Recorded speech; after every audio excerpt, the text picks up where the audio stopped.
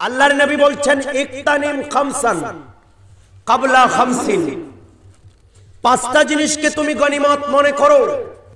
গনিমত যেই যুদ্ধগুলিতে জয়লাভ করার পর মুসলমানরা এবং সেখানে কাফের মুশরিক এরা পালিয়ে গেছে, এদের যে সকল সম্পদ যুদ্ধের সরঞ্জাম নিয়ে এসেছে এগুলি মুসলমানদের জন্য হালাল, এগুলিকে গনিমত বলা হয়। সুবহানাল্লাহ, মূল্যবান।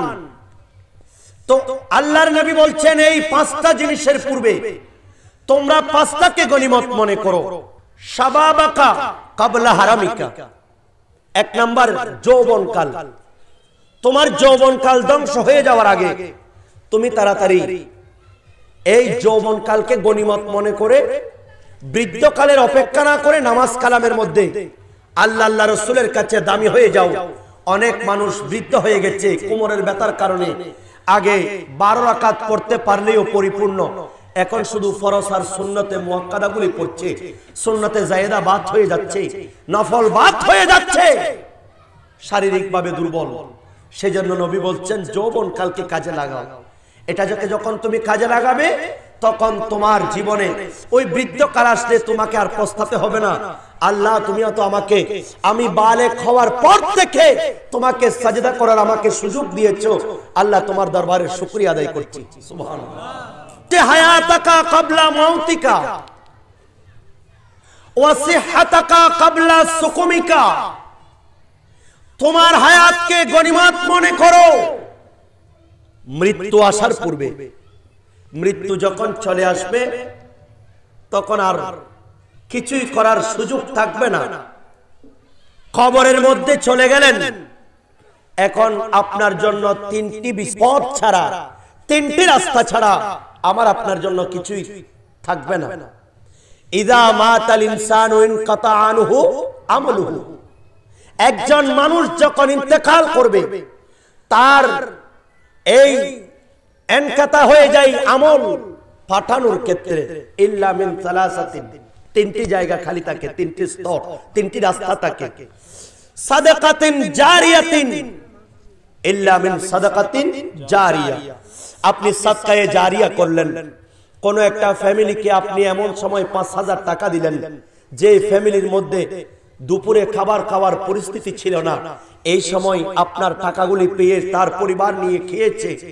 আপনি মাজার শরীফে আসছে মানুষজন, আপনি আসা যাওয়ার রাস্তায় যাতে কষ্ট না হয় একটা লাইট দিয়ে দিলেন, মসজিদে একটা ফ্যান দিয়ে দিলেন, মসজিদে একটা ইট, মাজারে একটা ইট আপনি দিয়ে দিলেন। এই ইট যতদিন বলবৎ থাকবে ততদিন পর্যন্ত আপনার আমলনামায় সওয়াব যেতেই থাকবে। আও ইলমিন ইয়ানতাফাউ বিহি, এই যে আজকে এখান থেকে হুজুরের যেই সকল মাসালা মাসাইল বর্তমান যুগ উপযোগী বলেছেন, গোসলের ফরজ আমরা জানি না, আমরা হুজুর কিভাবে করতে হয় জানি না, যার কারণে অনেক মানুষের নামাজ হচ্ছে না। এখান থেকে একটা কিছু শিখলেন, এটা শিখে আপনি আরেকজনকে শিখালেন, সেই ওই অনুযায়ী আমল করছে, এখন তার একটা সওয়াব আপনার আমলনামায় চলে যাবে। আওয়ালাদিন সালিহিন ইয়াদউ লাহু, এবং ওই সকল নেক সন্তান যাদেরকে রেখে গেছেন সেই সকল সন্তানগুলি যখন আপনার কবরের পাড়ে দাঁড়িয়ে রব্বির হামহুমা কামা রব্বায়ানি সগীরা বলবে, তখন আপনার জন্য সেই দোয়াটা চলে যাবে।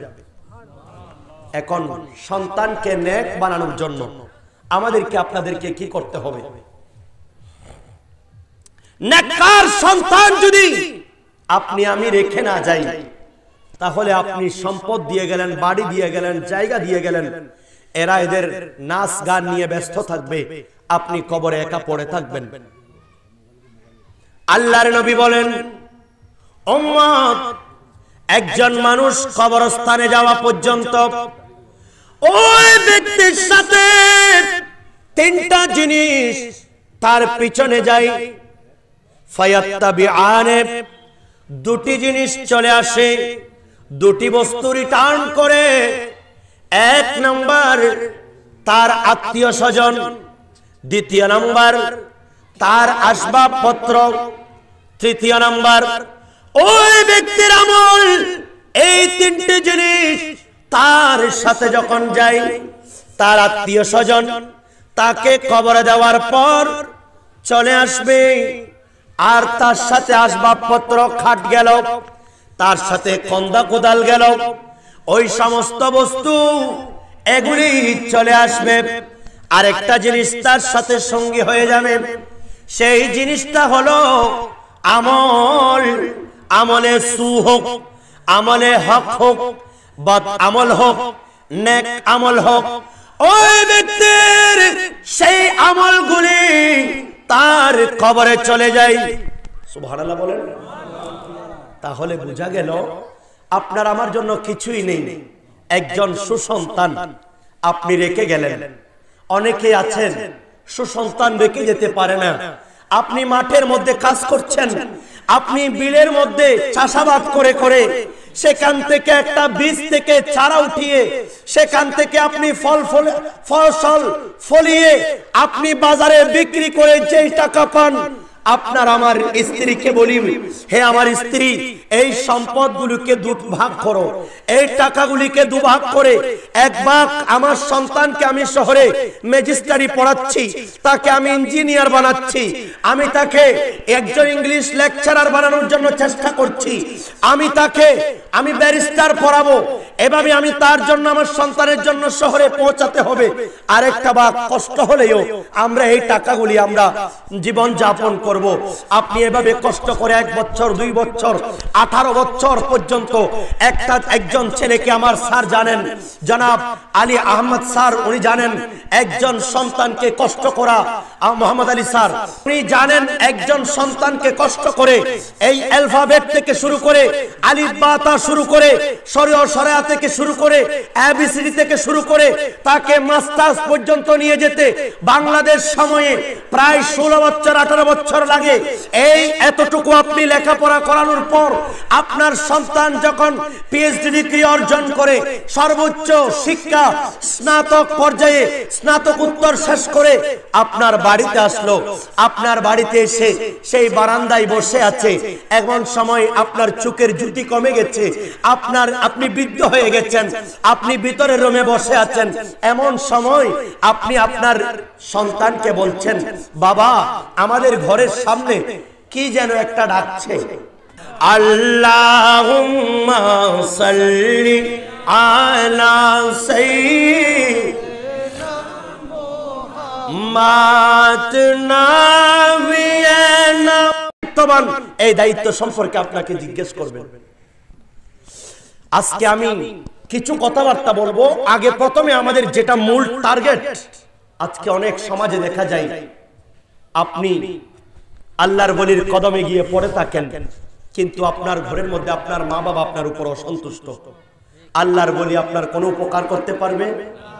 এই পৃথিবীতে যতরা ওলি হয়েছে, ওলি, আওতাব, নুজাবা, লুকাবা, কুতুব, কুতুবুল আকতাব, গাউস, গাউসুল আজম, সকলে মায়ের ফরমাবরদার ছিল এবং মায়ের সাথে বিন্দু মাত্র তারা কখনো বিয়াদবি করে না। বিসমিল্লাহির রহমানির রহিম, রাব্বিরহামহুমা কামা রাব্বায়ানি সগীরা। আমরা দোয়া করি না?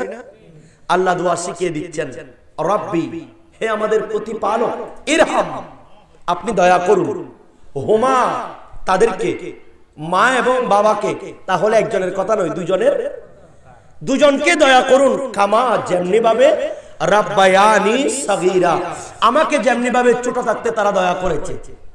কিভাবে দয়া করেছে?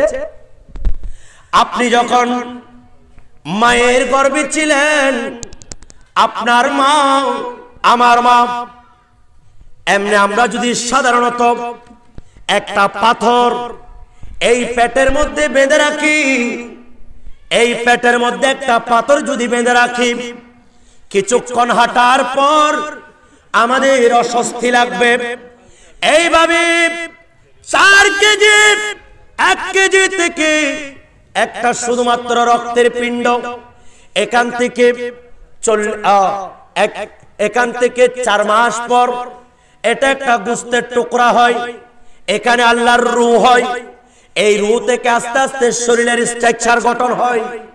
এভাবে করতে করতে 9 মাস 10 দিন অথবা 10 মাস 10 দিন, এই সময়ের মধ্যে আমার আপনার মা এই গর্ভের মধ্যে আমাকে আপনাকে রেখে স্বামীর খেদমত করেছে, আমার আপনার জন্য খাবার তৈরি করেছেন, আমার আপনার হেফাজত করেছেন, মায়ের কাজ সবকিছু করেছেন, ঘরের কাজ করেছেন, ইবাদত বন্দেগী করেছেন, এর পাশাপাশি আমাকে আপনাকে সেফ রেখেছেন।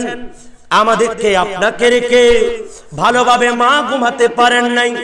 কিছুক্ষণ পর পর মায়ের পেটের মধ্যে আপনি আমি লাথি মেরেছি, এমন ভাবে মায়ের পেটে এই ব্যথা যন্ত্রণা, এর পরেও 10 মাস 10 দিন একটা পেট একটা আমাকে আপনাকে রেখে আমার মা এভাবে কাজ করেছেন।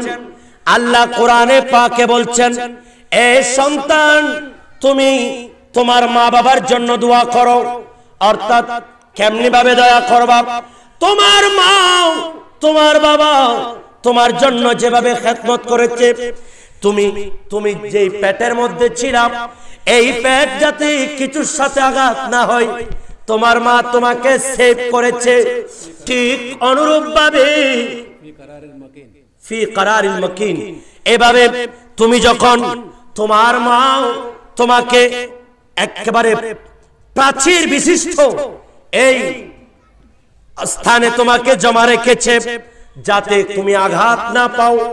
ঠিক আমি রব তোমাকে শিক্ষা দিচ্ছি, তুমি যখন বড় হয়ে যাবে, তোমার মা তোমার জন্য ছোট, এই সময় তোমার মা তোমাকে যেভাবে সেভ করেছে, ঠিক তোমার মা বাবাকে তুমিও সেভ করো। তুমি মায়ের গর্ভের মধ্যে ছিলাম, তোমার খাবারের প্রয়োজন ছিল, পানির প্রয়োজন ছিল, ওই সময় তোমার বাবা তোমার মাকে ভালো ঔষধ, ভালো খাবার, ভালো ফ্রুট খাওয়াইছে যাতে আমার সন্তান শারীরিকভাবে সুস্থ থাকে। তোমার বাবা তোমার জন্য আর্থিকভাবে যোগান দিয়েছে, তোমার মা তোমাকে এই নাভির মাধ্যমে খাবার দিয়েছে, সেজন্য ঠিক তেমনি ভাবে তোমার মা তোমার হাতে কোনো কাজ করে নাই।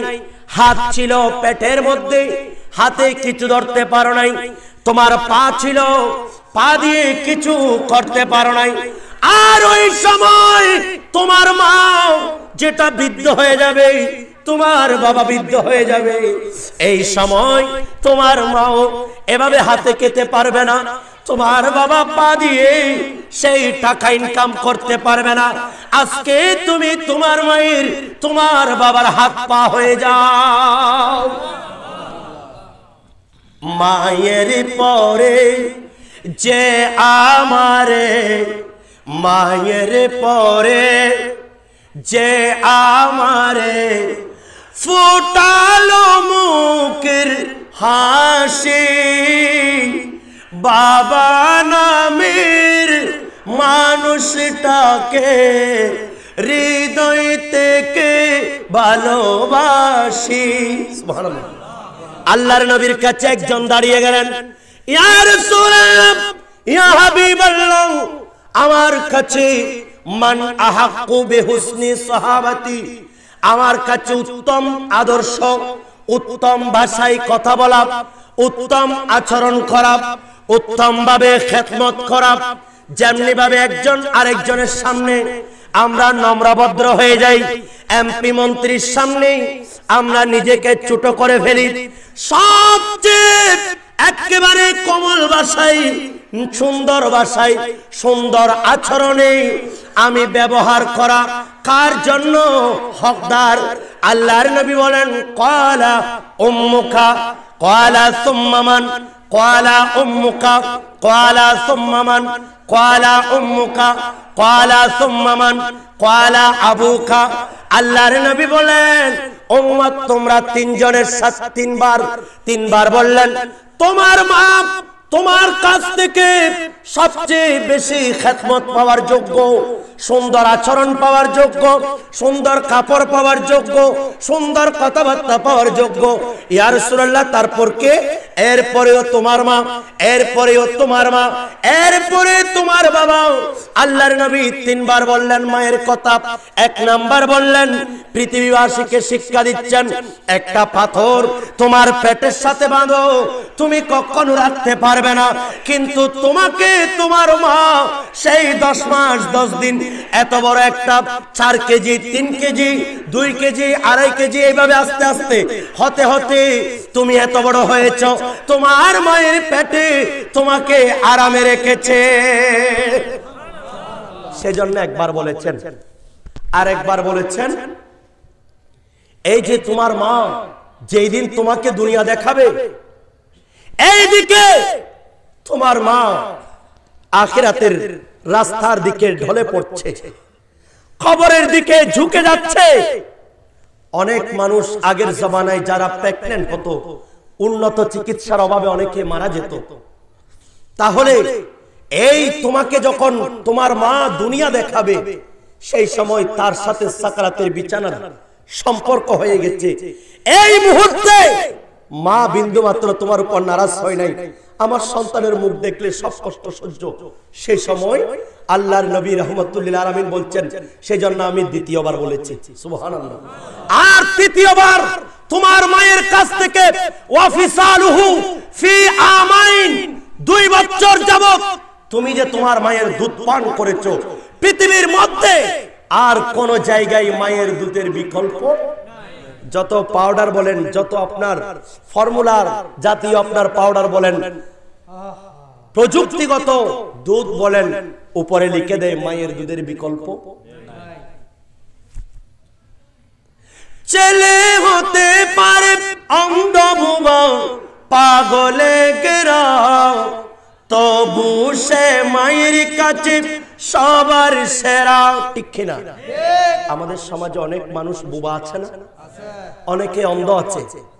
যখন যাওয়ার সময় একজন বলে, ওই বুবাইয়ে যার গুই, ও হয়রান হল, ওই যে ওই আন্দায় যার গুই, এই আন্দায় ইক্কাই, নাউজুবিল্লাহ বলেন, এই নামে ডাকা কবিরা গুনাহ।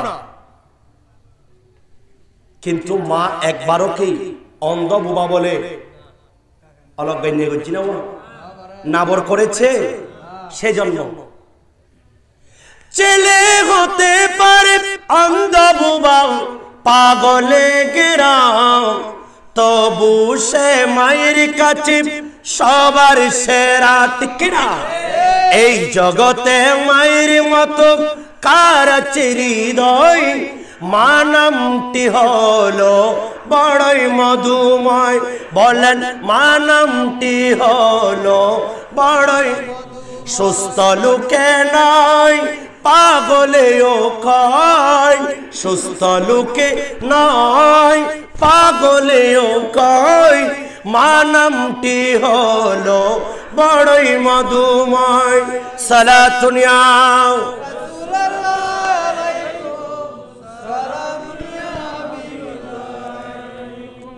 বলতে চেয়েছিলাম আল্লাহর নবী রাহমাতুল্লিল আলামিন এজন্য মায়ের কথা বারবার বলেছেন, উম্মত তোমরা শোনো, কোন একজন মা যদি আবার বদদুয়া দেয় ভুলক্রমে, অনেক সময় ভুলের কারণে মায়ের মুখ থেকে বের হয়ে যায় একটা, জানেন না ওনার সন্তান করেছেন কিনা, কাজটা যে কেউ একজন করেছে, মায়ের অপছন্দ হলো, মা বলে দিল ইয়ান যে গজ্জি এটা আল্লাহর লানত। এটা যদিও বা ভুলের কারণে হয়, আপনি সন্তানের উপরও পড়ে যাবেন, নাউজুবিল্লাহ বলেন। সেজন্য মায়ের দোয়া তো দূরের কথা, বদদুয়া থেকেও নিজেকে হেফাজত করা, কারণ মা যদি নারাজ হয় কোনো কিছুই কাজে আসবে না। মায়ের কারণে সন্তান মুহূর্তের মধ্যে রাস্তার ফকির, মায়ের বদদুয়ার কারণে আর মায়ের দোয়ার কারণে মুহূর্তের মধ্যে সুলতানুল ওয়াইজিন, সুলতানুল আরিফিন হয়েছে। আর একটু বড় করে বলেন সুবহানাল্লাহ। বিসমিল্লাহির রহমানির রহিম, وقضى ربك ألا تعبدوا إلا إياه وبالوالدين إحسانا سبحان الله আল্লাহ রাব্বুল আলামিন বলছেন আমি রব তাদেরকে নির্দেশ দিয়েছি অর্থাৎ আল্লাহর নবীর মাধ্যমে আল্লাহর বলছেন যে আপনার রব আপনাকে নির্দেশ দেওয়া হয়েছে নবীর মাধ্যমে আমাদেরকে আর কি সুবহানাল্লাহ বলেন আল্লাহ তাবুদু তোমরা আল্লাহর ইবাদত করো ইল্লা ইয়াহু আল্লাহ ছাড়া আর কারো ইবাদত নয় ওয়াবিল ওয়ালিদাইনি ইহসানা তোমার মা বাবার সাথে সবচেয়ে সুন্দর ভাষায় কথা বলো কিন্তু অনেক সন্তান দেখা যায় কোন একজন চেয়ারম্যানের সাথে কথা বললে বড় করুণ সুরে কথা বলে কারো কাছ থেকে কিছু পাওয়ার জন্য হলে অতি নম্র ভাষায় কথা বলে এমপি মন্ত্রীর সামনে গেলে সে একেবারে নম্র হয়ে যায় কিন্তু মায়ের সাথে ব্যবহার এতই বেশি করে খারাপ যার কারণে মা তার সন্তানের উপর নারাজ হয়ে যায় নাউজুবিল্লাহ বলে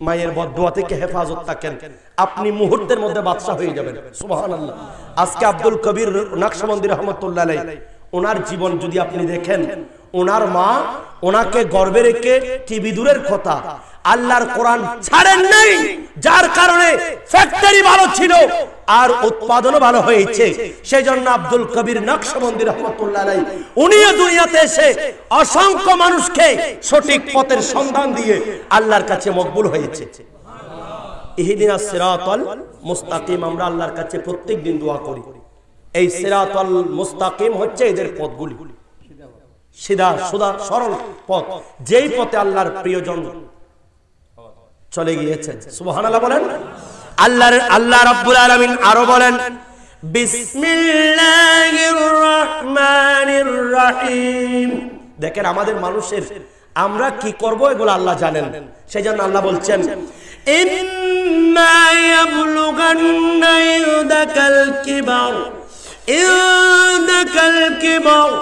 কিবার আহাদুহুমা আও কিলাহুমা ফালা তাকুল লাহুমা উফ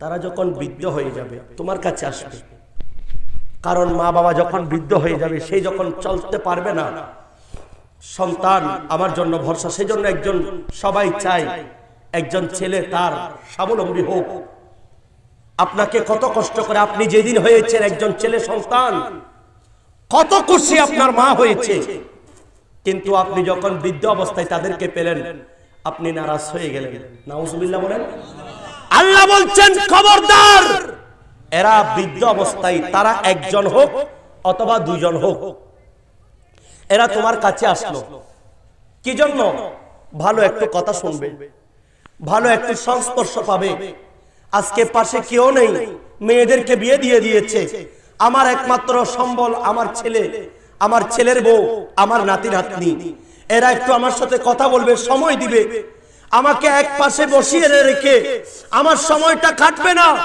আমার সন্তান আমাকে একটু সুন্দর ব্যবহার করবে এই আশাটা মা করেছিল আর সেই অবস্থায় আপনার মা এসেছে আপনার কাছে আজকে একটা ভালো পোশাক না থাকলেও ওই আমার সন্তান আছে আর হওয়া শরত নাইবের সমত আনিনি আমার সন্তান আমার ঔষধ শেষ আমার জন্য আনবে আমার পান শেষ আমার জন্য পান আনবে আমার ছেলে মা বড় এটাতে আনন্দিত হয় আপনি সেই সময় আপনি মাকে দামি শাড়ি না পরাতে পারলেও 100 টাকা দিয়ে আপনি একটা শাড়ি এনেছেন আপনার মা মনে করবে আপনার মায়ের কুলের মধ্যে আকাশের চাঁদ পেয়েছে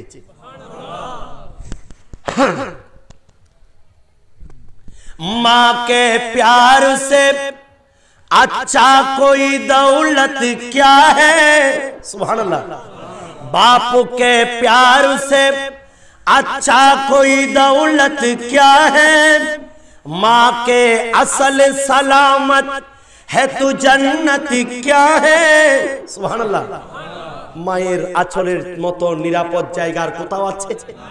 কোথাও আছে? ওই যে রাজি রাজি নবী राज़े खुदा अपने माँ बाप का तू दिल न दुखा তোমরা মা বাপকে কবু মনেতে আঘাত দিও না, মায়ের পায়ের নিচে জান্নাত বলিও না, अपने माँ बाप का तू दिल न दुखा सालात दुनिया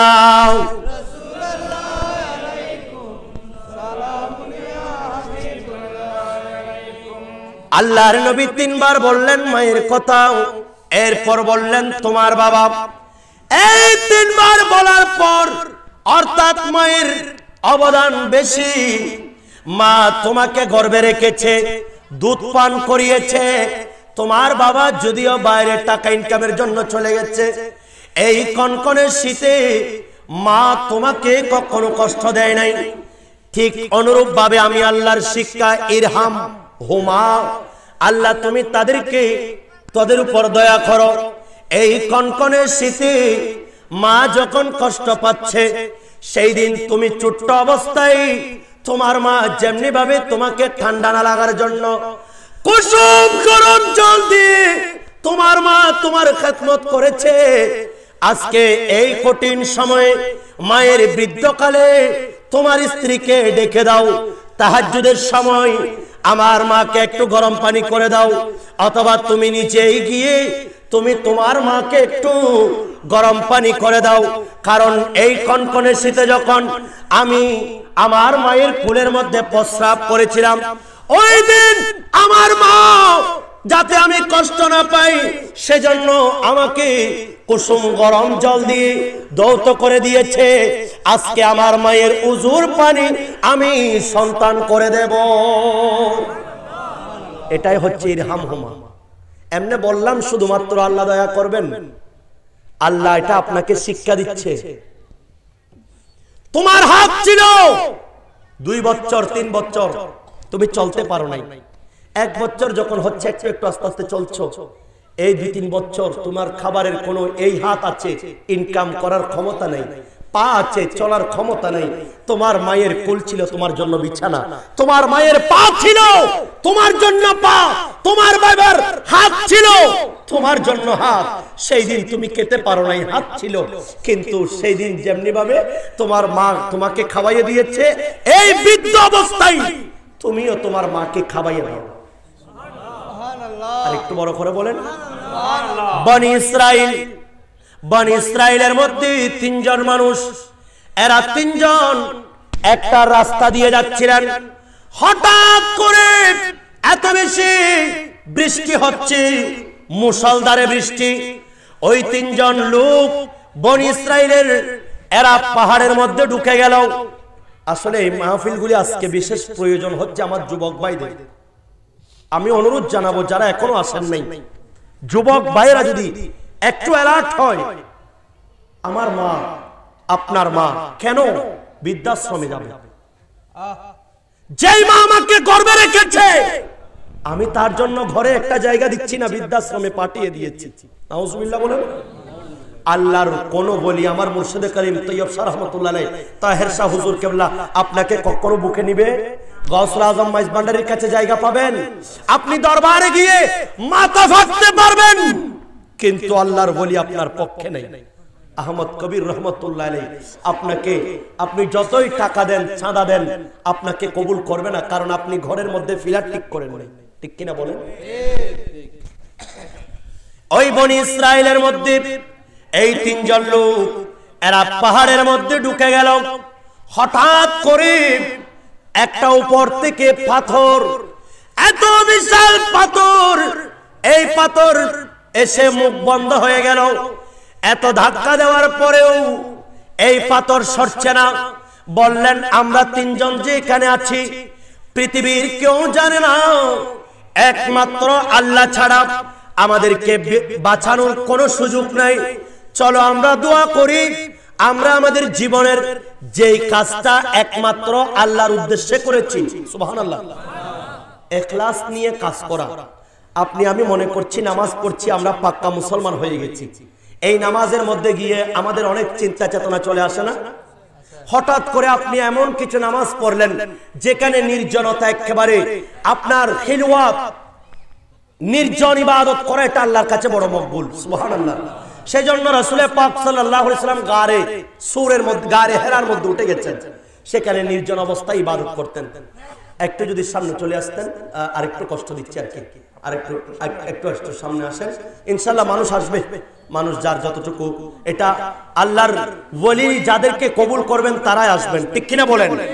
আল্লাহর ওলির নিগাহে করম যাদের নসিব হয়েছে, আজকে এই ইংরেজি মাসের 7 তারিখ, আগামী 1 বছর নিরাপদ থাকার জন্য আল্লাহর ওলির রূহানি তাওয়াজ্জু যাদের উপর পড়বে, এরাই আল্লাহর ওলির মাহফিল আসবেন, তাদের জীবন দামি হয়ে যাবে। আল্লাহ কবুল করুন, আমিন বলেন। হাসবি রাব্বি জাল্লাল্লাহ মা ফি কলবি লা নূর মুহাম্মদ লা লা